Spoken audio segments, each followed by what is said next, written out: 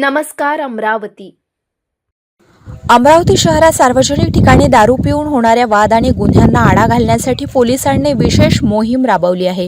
Police आयुक्तांच्या आदेशानुसार 29 April रोजी शहरातील कठोरा नाका, किशोर कॉलनी, दस्तूरनगर, शेगाव नाका, शासकीय इंजिनिअरिंग कॉलेज परिसर, सिंधी चौक, चौरेनगर, गर्ल्स हायस्कूल चौक आणि ऑर्बिट पॉइंट यांसारख्या गजबजलेल्या भागात ही विशेष मोहीम राबवण्यात आली आहे। या धडक कारवाईत रस्त्यावर आणि सार्वजनिक ठिकाणी दारू पिणाऱ्या तब्बल 76 जणांवर महाराष्ट्र पोलीस कायद्यानुसार गुन्हे दाखल करण्यात आले आहेत।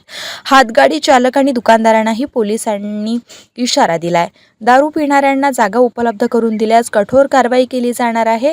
तर गुन्हे शाखेचे पोलीस निरीक्षक संदीप चव्हाण यांनी स्पष्ट केलं आहे की शहरातील कायदा व सुव्यवस्था कायम ठेवण्यासाठी अशा कारवाया पुढेही सातत्याने सुरू राहतील। दरम्यान अनेक वर्षांनंतर झालेल्या या मोठ्या कारवाईमुळे शहरात शिस्तीचा संदेश देण्यात आला असून नागरिकांकडूनही या उपक्रमाचं स्वागत केलं जात आहे।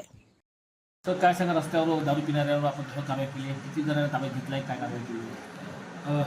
काल दिनांक 29/4/2026 रोजी माननीय पोलीस आयुक्त यांच्या आदेशाने सार्वजनिक रस्त्यावर जे हातगाडे वगैरे इत्यादी लागतात आणि अशा ठिकाणी काही लोक दारू पिऊन असभ्य वर्तन करीत असतात, त्यामुळे सामान्य नागरिक आणि महिलांना मोठ्या प्रमाणात त्रास होतो। याच गोष्टीची जेव्हा तक्रारी प्राप्त झाल्या त्यामुळे संपूर्ण शहरात पोलीस शाखेने अशा रस्त्यावर दारू पिणाऱ्या आणि असभ्य वर्तन करणाऱ्या लोकांवर कारवाई केलेली आहे। सुमारे 76 लोकांवर आम्ही महाराष्ट्र पोलीस कायद्याप्रमाणे कारवाई केलेली आहे। यापुढेही अशा प्रकारे रस्त्यावर दारू पिणाऱ्या हातगाडीवर आणि अशा लोकांना जागा उपलब्ध करून देणाऱ्या लोकांनावरही